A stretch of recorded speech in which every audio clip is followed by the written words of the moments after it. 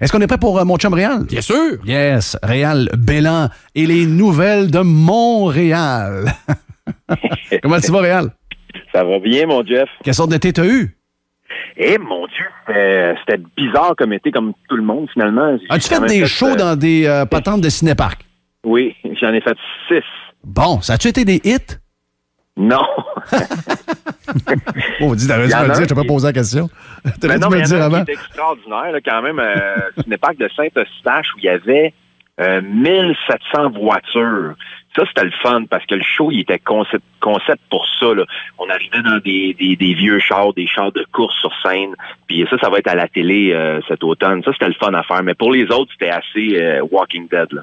Ah oui? Oh oui, ça avait l'air de ça. Là. On arrivait dans un village, mettons, tu jouais à Mercier, là, puis là, mon Dieu, on avait l'impression qu'il n'y a pas gros de monde qui a survécu au COVID dans le village. Là. Il y avait comme 45 chars. Les autres shows, t'as-tu fait? J'ai vu des shows cet été, j'ai trouvé ça pas pire, sur des lacs des fois.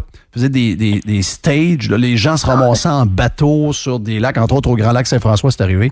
T'as-tu fait de genre de patente un peu flyé de même? Ouais, ben moi je n'ai pas fait, mais je sais que ça c'était des shows de musique. Oui. Mais là je l'ai vécu, tu sais, je peux faire check puis raconter ça à mes petits-enfants quand je vais être vieux, mais j'ai plus vraiment le goût de le faire, tu sais. Non. Est-ce que tu t'ennuies un peu? T'ennuies-tu? Ben, écoute, je suis pas le gars bête de scène qui veut absolument faire un show et qui s'ennuie toujours. Mais j'avoue que là, ça fait 6 mois que j'ai pas fait un vrai show. Puis je commence à trouver ça bizarre parce que c'est comme, tu sais, si t'as l'habitude de faire quelque chose 100 fois par année, puis je fais à peu près 100 shows par année, et à un moment donné, pendant 6 mois, ça arrête complètement. C'est bizarre. Tu sais, j'ai l'impression que c'est comme quelqu'un qui aime les chips mais qui peut pas en manger, là, tu sais. Est-ce que tu penses, tu sais, on dit que, puis je connais pas ta situation à toi, mais tu sais, souvent on dit, les humoristes, ils ont bien du cash. Si on compare, mettons, les chanteurs, les humoristes réussissent à bâtir leur carrière puis à faire plus d'argent que bien des chanteurs. Tu sais, moi, j'en connais une couple d'humoristes, les gars ont des vies quand même financières, que je parle, quand même assez, une bonne situation financière. On peut nommer plusieurs noms. Des gars aussi qui sont devenus, avec leur carrière, porte-parole de grandes compagnies, qui font donc devenir porte-parole d'une compagnie, ça peut rapporter jusqu'à 700-800 000 par année si c'est un gros client national. Oui. Est-ce qu'il y a, d'après toi, parce que des fois, tu peux faire beaucoup d'argent, mais tu peux prendre des mauvaises décisions. Tu peux avoir flambé ton cash, tu peux avoir mal investi. Il y en a qui sont wise. J'ai vu Guillaume Lemaitre-Vierge, je sais qu'il flippe des maisons, fait des affaires pas pires, mais c'est pas tout le monde qui est bon avec l'argent. Tu penses-tu qu'il y en a des noms connus qui commencent à trouver que là, il faut que je travaille puis il faut que ça recommence parce que je vais commencer à manquer de cash? C'est sûr qu'il y en a. Puis, tu sais, c'est une illusion un petit peu que les humoristes sont plus payés que les chanteurs. Si tu prends les 20 chanteurs les plus connus au Québec, ou chanteuses, tu prends les 20 humoristes les plus connus au Québec, ben tu sais, après le 20e, là tu tombes au 21e, puis le 21e, ben il gagne, c'est une autre tranche, là. Puis ça se ressemble beaucoup, parce qu'il y a plus de chanteurs, chanteuses que d'humoristes au Québec, tu sais. Mettons qu'on est 75 connus, ben des chanteurs, chanteuses, il y en a pas mal plus que ça. Fait que c'est pour ça qu'ils n'arrachent. Donc la tarte est plus divisée. La tarte est beaucoup plus divisée. Nous autres, on est moins. Puis nous autres aussi, c'est sûr qu'il y a moins de dépenses. Là, on se déplace pour faire un show. On s'entend qu'on n'a pas besoin de traîner un band. Mais oui, il y en a qui en arrachent. Puis tout est plus difficile. Puis les shows, on se le cachera pas. C'est ce qu'il y a de plus payant dans notre métier. C'est parce que moi, tu sais pourquoi je te dis ça, Réal. Moi, regarde, pendant la COVID, on trouve toutes sortes d'affaires.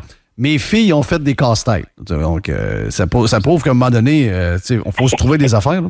Oui. Mais j'ai écouté beaucoup de patentes sur YouTube de gens qui nous jasaient pendant la COVID, soit des musiciens, soit des artistes connus. Puis là, veux pas, t'es chez eux, là. Puis souvent, tu vois le gars, ça fait 30 ans, 40 ans, associé avec des méga bands, vendu des millions de disques, des grosses tournées, 15 000 personnes, 80 000 personnes, tour du monde. Là, finalement, tu regardes le derrière de la caméra chez eux, puis il y a une maison, quasiment une maison de pauvres. Donc, en plus, il prend son plus beau pan de mur. Là, oui, c'est ça, là. C'est peut-être la plus belle pièce de la maison. Là. Tu dis, mais voyons, je vois le vert. C'est un bout qui me manque. Là. Ces gars-là, on doit faire avoir 50 millions, 70 millions dans leur carrière nette. On dirait qu'ils vivent dans une maison de pauvres. Ou il veut pas le montrer, puis il prend justement il est quasiment dans son cabanon. Là. Oui, c'est ça. Peut-être aussi. Il y a ça aussi. Au Québec, on veut pas tout le temps montrer ce qu'on a. Là. On suit un peu des Français. Il y en a qui sont plus européens qu'américains. Les Américains aiment pas montrer leur richesse, mais il y en a beaucoup des Québécois qui veulent pas montrer leur richesse. C'est clair. Hey, Réal, dans les nouvelles de Montréal, tu me dis, tu commences solide. Tu me dis, Jeff, on est toute une gang de menteurs. C'est quoi cette affaire-là? On est en train de développer ça. À cause de tout ce qui se passe, à cause du COVID, on dirait qu'on devient hypocrite. T'sais, on se fait des accroires, le monde met leur masque, puis là, ils disent, oui, c'est important de le mettre, le masque. C'est bon de le mettre parce qu'on n'attrapera pas le COVID avec ça, on le donnera pas le COVID avec ça. On met un masque, mais on sait très bien que ça donne pas grand-chose de mettre un masque parce que il faudrait que tu te laves les mains à chaque fois que tu touches à ton masque après. Il faudrait que tu fasses 58 parages à propos du masque. Donc, on se fait des accroires, on se ment à nous-mêmes, puis on ment aux autres. J'ai l'impression qu'on revient comme à l'époque de la religion catholique, là. Tu sais, on se mentait à nous-mêmes, là. Tu sais, quelqu'un disait, le curé disait, t'as-tu fait l'amour avec ta femme, puis tu n'as pas fait de bébé? Non. Je fais jamais l'amour quand je fais pas de bébé. Les gens disaient, moi, je suis un bon humain, je vais à la messe à chaque semaine. Mais là, gars, il sortait de... Moi, je l'ai vu, là. J'ai vu ça en bas de chez nous, l'église Saint-Luc, juste en bas de la côte chez nous. J'ai vu un bonhomme quasiment crisser une claque sur la gueule à sa femme en sortant de l'église. Des bons catholiques, des gens qui ne manquaient pas une messe, qui mettaient un genre de 10$ par semaine dans le panier. Mais le gars, à la minute qu'il sortait, regarde, il traitait sa femme comme de la chenoute, puis probablement qu'il y avait une maîtresse on the side. Donc, c'est un peu ça, hein? C'est en plein ça. C'est comme si on revenait à ça. Tu sais, on s'est libéré de la religion catholique parce que c'était trop un carcan rigide pour s'exprimer, pour devenir plus libre, pour devenir meilleur finalement, pour évoluer, parce que pour moi, ça, c'est une évolution. Tu sais. Puis là, on retourne à ça. Puis on est content de revenir à ça. C'est rendu que, même, moi, dans mon métier, je le ressens peut-être plus que les autres, mais tu sais, toi aussi, on peut plus s'exprimer comme on s'exprimait il y a même pas 3 ans, là. Tout ça, tout est en train de changer, puis on ment parce qu'on a le goût de dire des affaires. Tu sais, quand on veut parler des ethnies, puis qu'on veut parler des religions, puis qu'on veut parler du racisme, on a le goût de donner notre opinion, mais des fois, on n'a pas le choix. On donne pas notre opinion vraiment. On donne une opinion qui est plutôt pâle, qui est pas foncée, parce que on a bien trop peur que quelqu'un nous frappe dessus, puis toi, il t'enlève ton micro, puis que moi, il m'enlève ma carrière. Tu sais. Moi, il m'a dit de quoi? C'est drôle que tu me parles de ça, parce que ce matin, j'ai parlé avec Jerry sur Radio Pirate, et je me rends compte dans les dernières semaines, puis je sais que les gens iront pas sur une tribune publique, puis ils vont pas faire un post Facebook. Là, pendant que les gens s'intéressent à ce qu'on appelle les complotistes, puis les gens un peu plus flyés, moi, je pense que la majorité des gens est rendue plus loin que les médias depuis un bout. Mais moi, je pense qu'ils sont même rendus plus loin que qu'est-ce que nous, on raconte en ondes. Parce que quand ils nous rencontrent dans une discussion privée, ils se laissent lousse, ils savent qu'ils sont en confiance, ils savent qu'ils ne sont pas entourés de gens qui vont aller les stouler. Ouais. Moi, le discours depuis à peu près... Oui, depuis l'histoire du sport chez les kids, mais même depuis le début de l'été, le changement de ton, puis la manière que ça...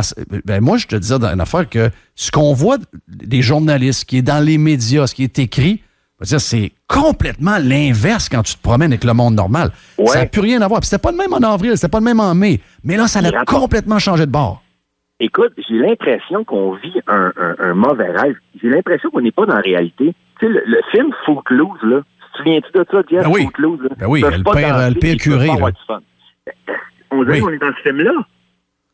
C'est pas compliqué. C'est le film Footloose. La base du film, c'est 2 jeunes qui se sont tués parce qu'ils sont sortis d'une soirée dansante, un peu arrosée, puis se sont tués en char. Puis là, c'est comme l'exception.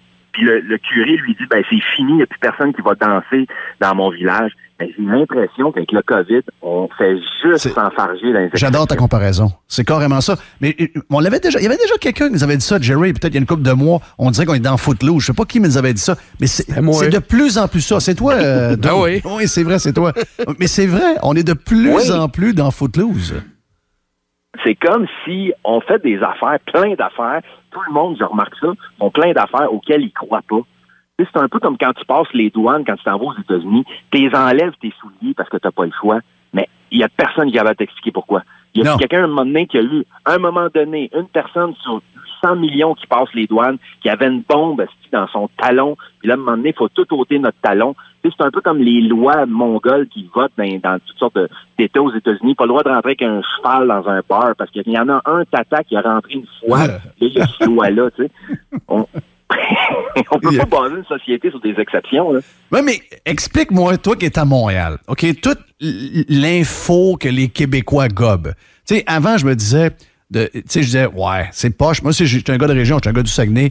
Puis les régions du Québec ont été homogénéisées depuis 20-25 ans par beaucoup trop de médias montréalais qui rentrent dans les régions. Beaucoup trop. Tu sais, LCN à tour de bras, les radios qui sont de plus en plus réseaux, etc., les journaux, les sites Internet.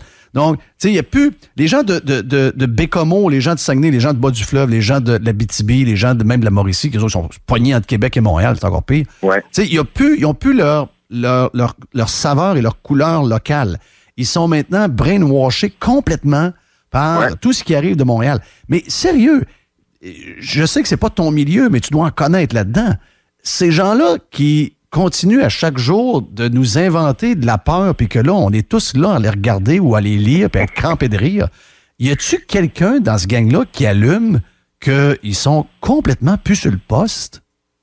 Ils marchent par la peur. C'est pour ça qu'ils passent leur temps à mentir, parce que il y a 10% du monde à peu près qui ont peur pour vrai, puis qui trouvent ça le fun, la COVID. Tu sais, c'est pas compliqué, là. Tu sais, c'est comme les vélos. À Montréal, on a un problème de vélo. C'est que la mairesse a mis des pistes cyclables partout. Puis là, le monde vire fou avec les vélos. Puis elle se fait même ramasser par François Cardinal dans la presse ce matin. Ça va pas bien, là. Écoute, là, tu sais, je veux dire, il y a quand tout va bien l'été puis qu'il fait beau, là, il y a 15% de gens qui prennent leur vélo en ville, pas plus que ça. Ça veut dire qu'il y a 85% du monde qui sont frustrés. Puis quand il neige, là, il y a même pas 1% de monde qui prennent un vélo. Ils sont en train de virer à la ville le vélo. Fait que c'est bien de dire vélo, puis c'est bien de parler du vélo, puis c'est la mode. Puis là, on parle du vélo. C'est comme ceux qui sont trop green. C'est la mode d'être green. Parfait, on le dit. On va chercher du capital, même si on y croit pas, là. Tu sais, je veux dire, tu vas jeter un petit papier de caramel sur l'autoroute, là, tu sais, parce que la caramel qui a coulé, là, tu sais pas où le mettre ton papier de caramel, là. Tu vas le garocher par la fenêtre sur l'autoroute. Il faut jamais dire ça en ondes. Il faut jamais dire ça dans le public, parce que là, ils vont te crucifier. Tu sais, on est en train de virer fou, pour vrai. Puis je trouve ça bien triste, tu sais. On a hâte que cette histoire-là finisse parce que là, on commence à en avoir plein dans notre casse. Je pense que l'histoire des kids avec l'école et le sport a donné le genre de coup de grâce. Mais je suis pas certain qu'ils sont. Je suis pas certain que les politiciens et les journalistes ont l'air en même place que le monde ordinaire. Mais moi, d'après moi, là, cette semaine, en fait, jeudi passé, ça a été le dernier coup de pied. Et là, il n'y a plus rien qui passe. Il n'y a plus rien qui passe. Ça devient comme drôle. Là. Tu t'es rendu, tu suis ça, puis c'est quasiment drôle. Là. Oui, c'est une comédie, là. Là, c'est même plus, tu sais, je veux dire, c'est des clowns, là. Ils ont l'air de parler, quand ils s'adressent à la population, là, je sais pas si le monde sont tannés autant que moi, mais ils ont l'air à parler à des enfants de entre 5 et 7 ans, là. Oui. C'est pas plus que ça, là.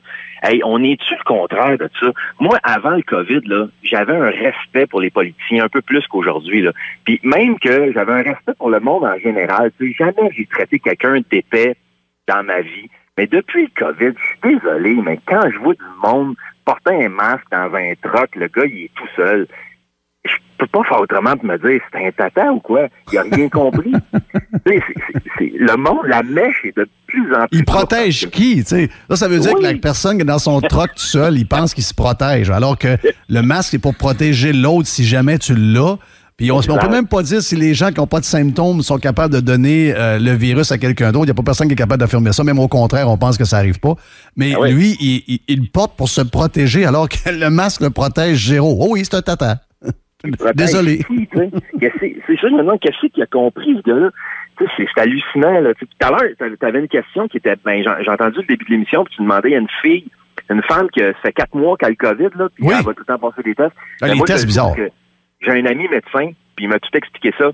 C'est parce que quand ils font le test, ils vont trop profond dans le nez, puis ils pognent des cellules mortes du virus, puis là, ça fait un positif. Exact.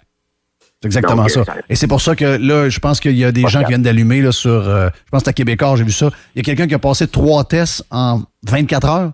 Il y a eu un test positif et 2 négatifs. Donc, en 24 heures. il est temps qu'ils se mettent sur des affaires comme ça. Yes. Hey, Réal, super le fun de jaser. On va faire une belle saison ensemble. Une fois, je ne sais pas comment ça marche, une fois par semaine ou quelque chose, mais on va se jaser. Garde toujours le fun d'avoir tes points de vue. Puis on se reparle probablement la semaine prochaine ou l'autre. Yes, t'es bien fait, mon Jeff. Bonne saison à tout le monde, toute l'équipe. Salut, bye. Réal Belland, qui est un vrai X. Réal est un X depuis toujours. Puis Réal a fait de la radio cet été. J'ai oublié de lui demander. On va poser la question la prochaine fois. Mais Réal a fait de la radio au 91.9. Je pense qu'il en fait toujours au 91.9. Donc, il fait ça le vendredi soir. C'est un gars de radio. Il a toujours fait de la radio. C'est un auditeur de Radio X depuis toujours. Réal m'écrit à chaque fois qu'on passe des commentaires, n'importe quoi. Donc, c'est un vrai de vrai X. Puis bien content de l'avoir dans la famille. On va voir l'écho de ce qui se passe à Montréal aussi. Tu sais, la vision. Oui, mais c'est une vision de Montréal, mais très X. Oui. Tu comprends? Exactement. Donc, c'est ça qui est le fun. Jeff Fillion. Radio X.